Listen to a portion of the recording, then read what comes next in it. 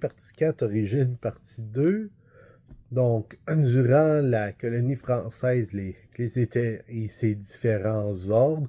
Donc, tant le clergé en tant que tel que des ordres comme les Récollets, Jésuites, Augustines, Sangrises et ainsi de suite, étaient les principales, on devrait plutôt dire la principale institution à s'occuper du peuple.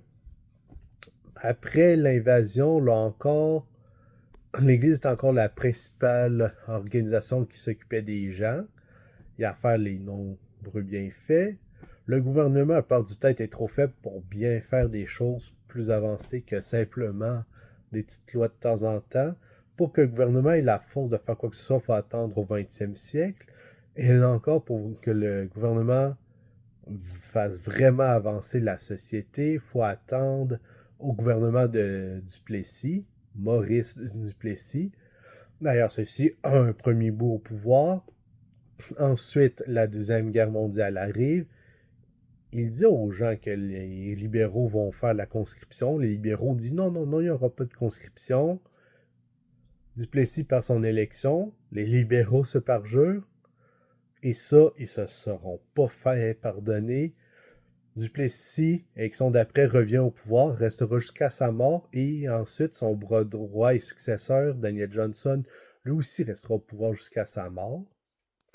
Or, sous les deux hommes, le gouvernement de l'Union nationale providera au Québec ce qui s'appelle les 30 Glorieuses.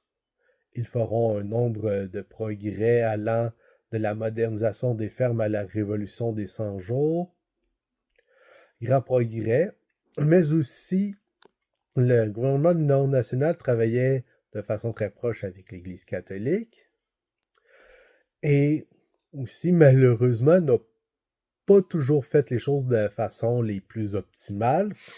Mais ça, j'ai des longs épisodes à faire sur le gouvernement de l'Union nationale. Et dans les choses non optimales, il y avait notamment la chasse aux communistes qui n'a pas été faite de la bonne manière. Mais bref, dans les années 70, les libéraux reprennent le pouvoir et décident de se venger. Leur vengeance mènera à la crise d'adolescence du Québec. Sur ce, nous allons la voir prochain épisode. Bonne journée.